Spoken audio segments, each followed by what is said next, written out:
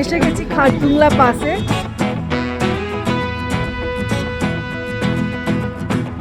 তবে একটি অসুবিধা, বাচ্চাদের সবসময় পেছনে দেয়। এটা আমার আগে কাশ্মীরেতে গিয়েও দেখলাম, ঘোড়ার পিঠে উঠে। আর এই বাচ্চাগুলোকে সামনে দিয়ে তাহলে আমার দেখতে সুবিধা হয়, সেটা দেবে না, ওকে পেছনে দেবে।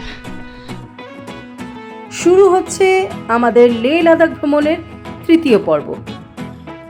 এতদিন যে বরফের চূড়া মোড়া পাহাড়গুলোকে দূর থেকে দেখতে হচ্ছিল, আজ একেবারে সেই পাহাড়ের উপরে গিয়েই পড়লাম। 9 রাত 10 দিনের লাদাখ ট্রিপের ডে ওয়াইজ আইটিনারি আগে থাকতেই প্রিন্ট আউট দিয়ে দিয়েছিল আমাদের ট্যুর সংস্থা। সেই অনুযায়ী আজকে তৃতীয় দিনে আমরা নুব্রা ভ্যালির পথে রওনা হলাম।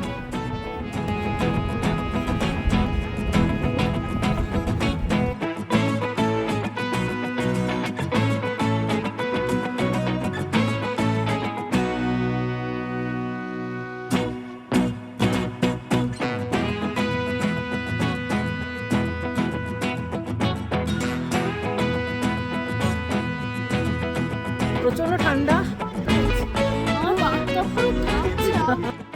এই নুব্রা ভ্যালি যাওয়ার সময় আমরা যখন লে থেকে রওনা দিলাম, তখন কিন্তু আমাদের সঙ্গে যতটা লাগেজ ছিল সবটা আমরা নিয়ে যেতে পারিনি। আমাদের যে ছোট ব্যাগটা ছিল তার মধ্যে যেগুলো ওখানে গেলে লাগবেই, খুব মোটা জ্যাকেট ট্যাকেট যেগুলো ছিল সেগুলোই আমরা শুধুমাত্র নিয়ে গেছিলাম। সেক্ষেত্রে এই জিনিসটা আপনাদের মনে রাখতে হবে, খুব বেশি ভারী লাগেজ নিয়ে কিন্তু ওখানে যাওয়া যায় না।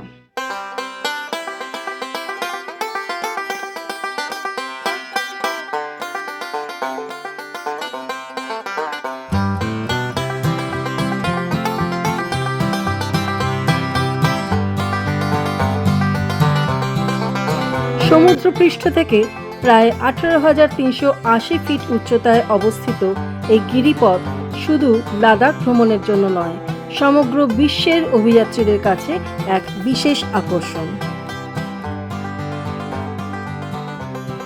এখানটায় পুরো বরফের মোটা আস্তরণ পড়ে রয়েছে। জায়গাটা দেখে না নেমে থাকতে পারলাম না।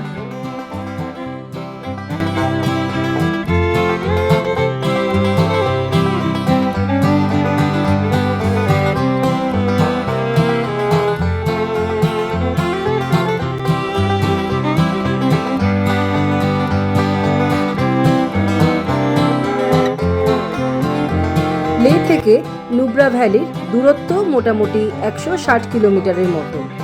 খারদুংলা ক্রস করে আমরা যখন পাহাড়ের ও প্রান্ত থেকে এ প্রান্তে চলে এলাম, ক্রমশ পথের উচ্চতাও কমতে আরম্ভ করলো এবং পাশে আমরা শিয়ক নদীর অববাহিকা দেখতে পেলাম। মাঝপথে হালকা করে ম্যাগি ব্রেক আর একটু ফ্রেশ হয়ে নিয়ে আবার আমরা এগিয়ে চললাম।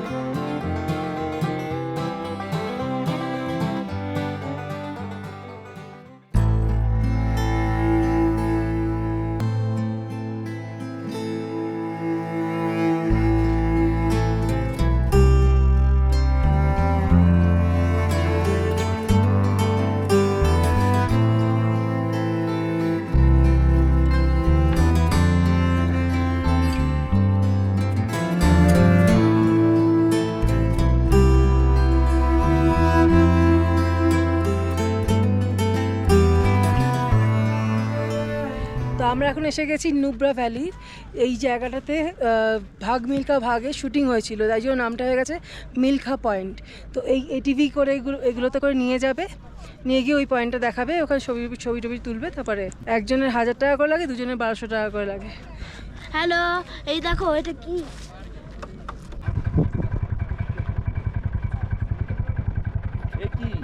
ইনি বাঙালি। এই যে নাম কি? মিঠুন, পিন্টু, হ্যাঁ ভাবি দাঁড়া।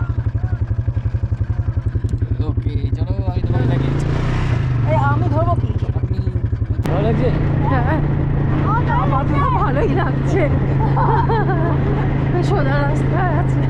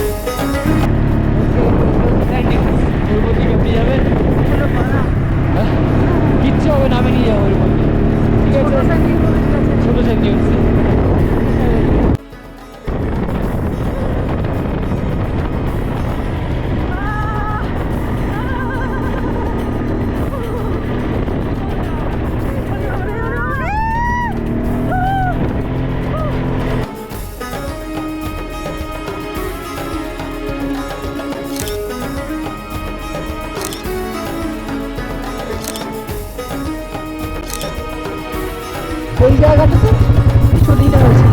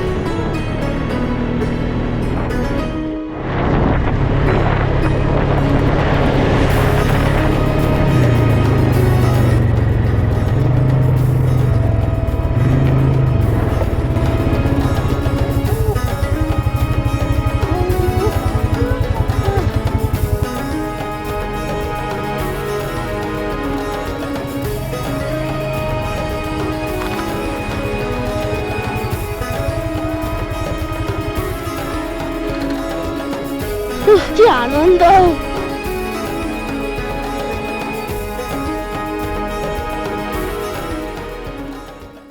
এরপর আমরা গিয়ে পৌঁছলাম নুব্রা ভ্যালি থেকে 85 কিলোমিটার দূরে অবস্থিত হুন্ডার স্যান্ড ডিউনস।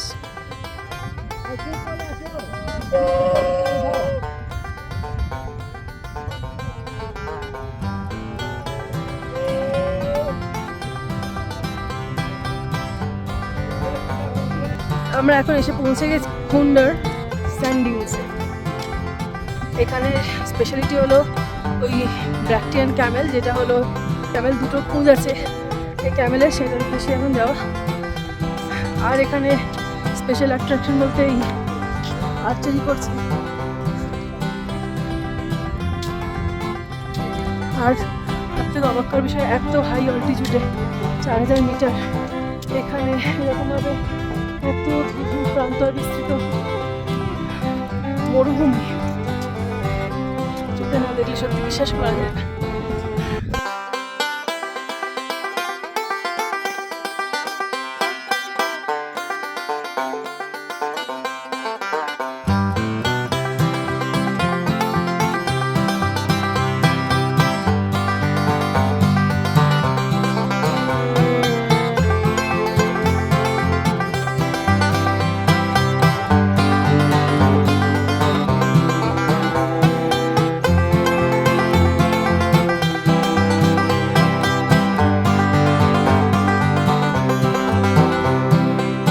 ক্যামেল রাইডের টাইমিংটা একটু বলে দিই, সকাল 9টা থেকে 12টা আর 3টে থেকে 6টা।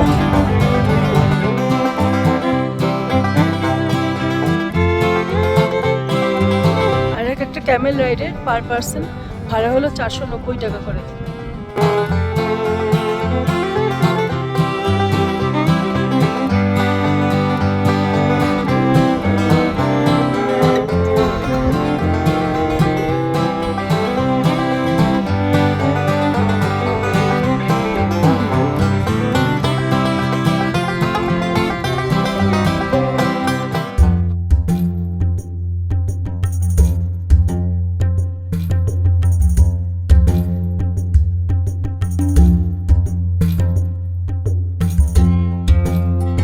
পাশ দিয়ে ছোট ছোট উটগুলো, এই যে ছোটটা খালি দৌড় পাশ থেকে।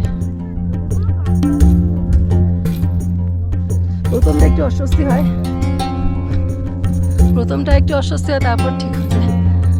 খুব একটা ভয়ের কিছু নেই, তবে একটি অসুবিধা, বাচ্চাদের সবসময় পেছনে দেয়। এটা আমার আগে কাশ্মীরেতে গিয়েও দেখলাম, ঘোড়ার পিঠে উঠে, আর এই বাচ্চাগুলোকে সামনে দিয়ে তাহলে আমার দেখতে সুবিধা হয়, সেটা দেবে, ওকে পেছনে দেবে, ওই জন্য আমি দেখতে পাই না, ওটা একটা সমস্যা।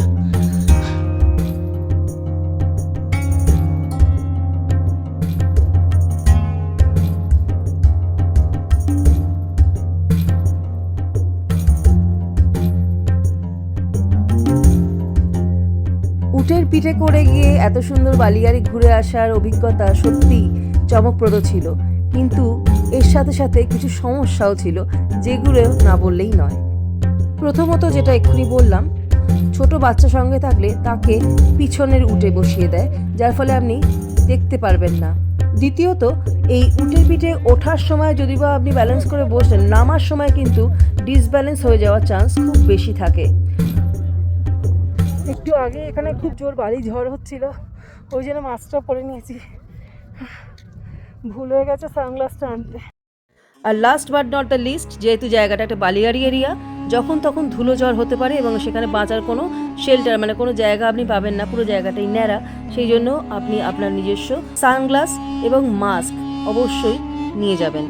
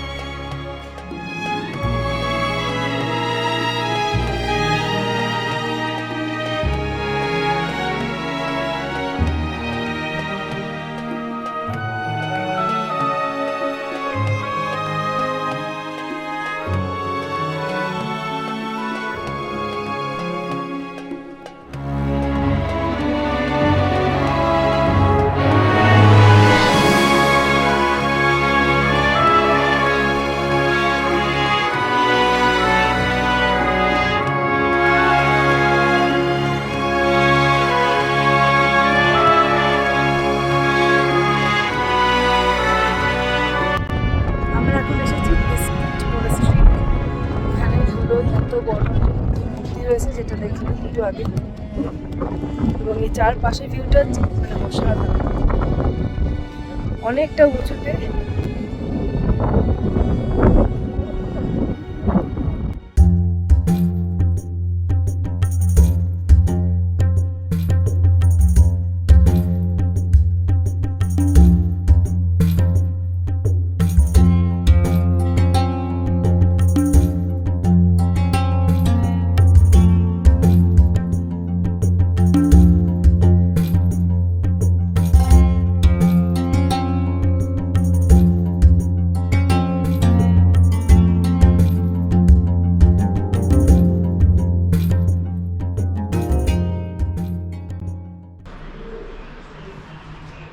এটা হলো আমাদের রুম, 111 নম্বর ঘর। এখানে কিন্তু লিফট নেই, এটা একটু অসুবিধা। যাই হোক, এইসব জায়গায় লিফটে থাকার কথা না। ঘরটায় ঢুকেই বাঁ হাতে রয়েছে একটা বিশাল বড় জানলা, আর এই জানলার ভিউটা ছিল জাস্ট অসাধারণ।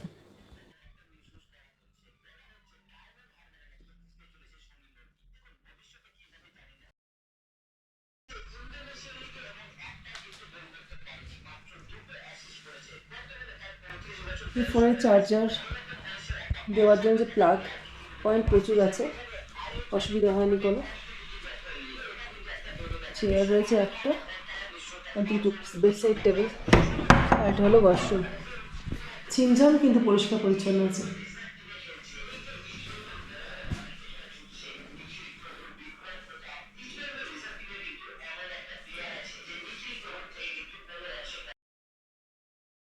গিজার সেন্ট্রালি আছে, গরম জল যখন লাগে তখন কোনো অসুবিধা হয় না পেতে। আমরা নুব্রা ভ্যালিতে 2 রাত স্টে করেছিলাম। এখানে যদি কেউ 2 রাতের জায়গায় 1 রাত থাকার কথা ভাবেন, তাদের কিন্তু ট্রাভেল প্ল্যান যথেষ্ট হেক্টিক হয়ে যাবে, সেক্ষেত্রে শরীর খারাপ হয়ে যাওয়ার সম্ভাবনা থাকে।